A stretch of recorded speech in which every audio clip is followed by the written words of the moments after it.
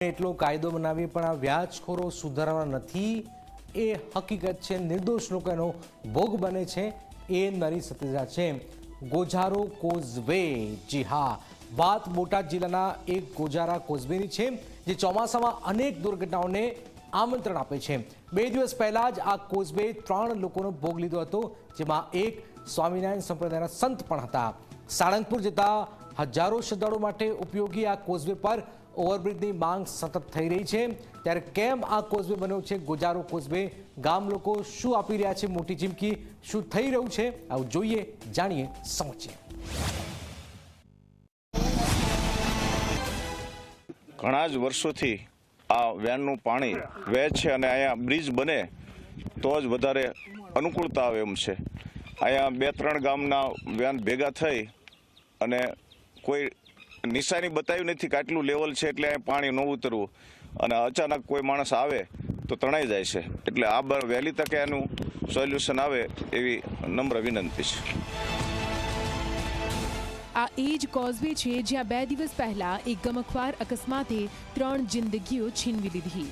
એક કાર પાણીના પ્રવાહમાં તણાઈ, જેમાં સ્વામિનારાયણ સંપ્રદાયના એક સંત સહિત 3 લોકોનું મોત નીપજ્યું। આ ઘટનાએ સ્થાનિક લોકોનો ગુસ્સો ભડકાવ્યો છે।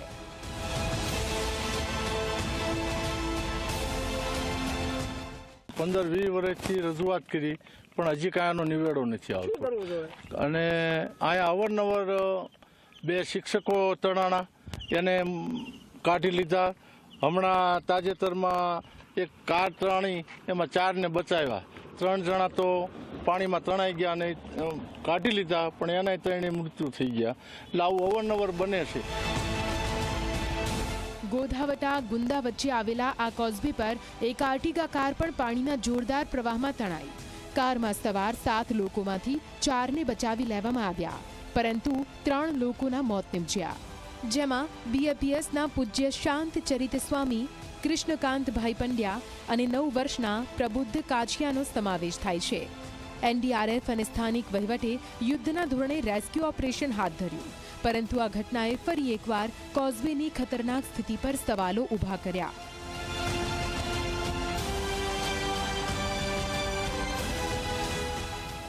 આ કોઝવે એટલું જ મહત્વનું છે કારણ કે તે વડોદરા, અમદાવાદ, સુરત જેવા શહેરોમાંથી સાળંગપુર આવતા યાત્રાળુઓ માટે ટૂંકો રસ્તો છે। દરરોજ હજારો વાહનો અહીંયાથી પસાર થાય છે, પરંતુ ચોમાસામાં ઘૂંટણ સમું પાણી અને ખરાબ ડિઝાઇનના કારણે આ કોઝવે બની જાય છે મોતનો કૂવો।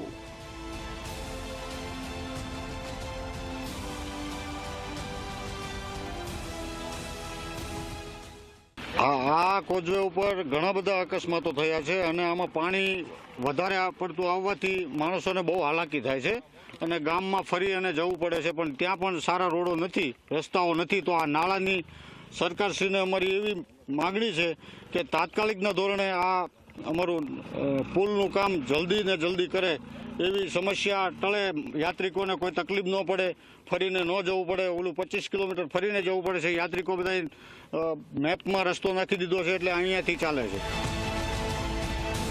ગોધાવટા ગામના લોકો વર્ષોથી આ કોઝવેની જગ્યાએ પાકો અને ઊંચો ઓવરબ્રિજ કરવાની માંગ કરી રહ્યા છે। સ્થાનિક પ્રશાસન અને સરકારને અનેક રજૂઆતો કરાઈ, છતાં કોઈ કાર્યવાહી નથી થઈ। હવે ગામ લોકો ઉગ્ર આંદોલનની ચીમકી આપી રહ્યા છે। વહેલી તકે પુલ બને એવી અમારી માંગ છે કે જ્યાં 5-6 ગામનું પાણી અહીં આવે છે, અને જે અજાણ્યા વાહન ચાલકો આવે એને રસ્તામાં કેટલું પાણી છે એને ખબર ન હોય, અને વારંવાર અકસ્માત થાય છે। અને આ પુલ ઉપર તાત્કાલિકના ધોરણે એક રેલિંગ બનાવી દો કે જેના કારણે કોઈ નાનું મોટું વાહન તણાઈ ન થાય, અમારી એવી માંગ છે। ગોધાવટાનો આ ગોઝારો કોઝવે આજે પણ જીવના જોખમે ઊભો છે। પ્રશ્ન એ છે કે આખરે કેટલી જિંદગીઓ ગુમાવ્યા બાદ સરકાર અને પ્રશાસન જાગશે?